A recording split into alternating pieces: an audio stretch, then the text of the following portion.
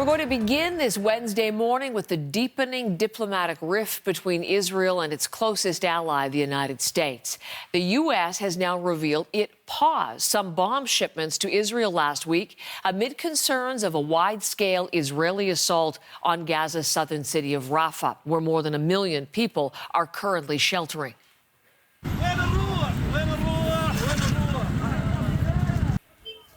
Scenes from Rafah this morning as families continue to flee for what has for weeks been considered the last refuge. The Israeli military captured the Rafah border crossing yesterday after instructing about 100,000 people in parts of the city to evacuate. This morning, Reuters news agency is reporting Hamas is fighting Israeli troops in eastern Gaza and eastern Rafah, and civilians there say fighting is currently limited to the outskirts of the city. Qatar is the latest member of the international community to call for urgent action on the Israeli offensive in Rafah. Qatari mediators are currently working behind the scenes alongside officials from Egypt and the United States to negotiate a new ceasefire between Israel and Hamas. And that's where we want to begin this morning with coverage live in Tel Aviv. Sarah Coates once again leading us off. What is the status of any ceasefire talks today? Sarah, and negotiations, how are they going? Hello there, Heather. We do know that these key mediators, Egypt, Qatar and the United States, they'll kick off discussions in the coming hours there in the Egyptian capital.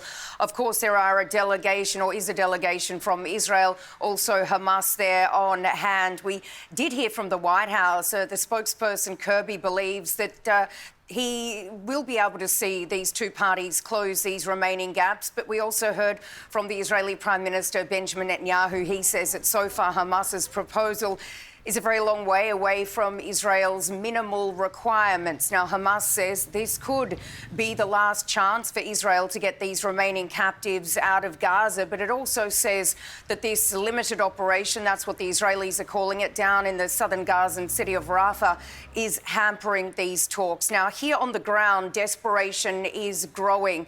A little earlier this morning, some of the families of these hostages, they blocked a major highway during peak hour. They lit flares and they demonstrated, calling on the Prime Minister Benjamin Netanyahu to do a deal and do it now to bring these people home. And Heather, the recent polls here in Israel, one was released yesterday, showing that 56% of the Israeli public actually believe that bringing these hostages home is far more important than any kind of military operation. And in the coming hours, what we will see here in Israel is the CIA director, Bill Burns, landing here in Tel Aviv. He'll have a couple of meetings with senior officials like the Prime Minister Benjamin Netanyahu down in Jerusalem a little later on. Sarah, one of the things that we were talking about as you were reporting to us yesterday at this time, how Israel had shut down the border crossings both at Rafah and at Kerem Shalom. This morning, the big development, Israel has reopened the Kerem Shalom crossing into Gaza. And that, of course, a key point for entry into the territory. So what does its reopening mean for the people there?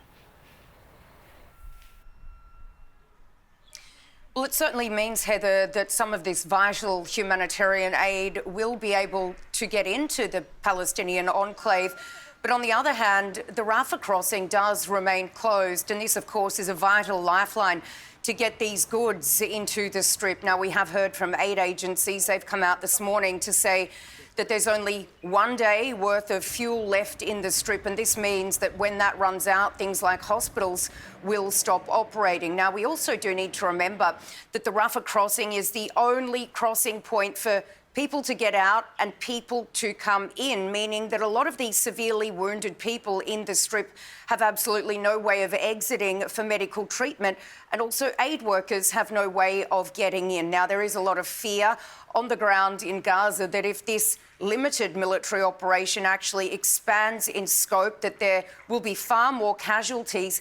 And doctors on the ground say they simply don't have enough to be able to treat the people as it is. So they have no idea how they would deal with a large influx of people coming in. Now, we also heard from the Pentagon with regards to this temporary pier that's been built off the coast of Gaza. We do know it's now been completed, but the Pentagon says that due to weather conditions over the last couple of days, it hasn't been able to be installed properly. So certainly there's a lot of calls for this Rafah border crossing to be reopened, but right now it doesn't seem like that could happen given the military operation ongoing around that area.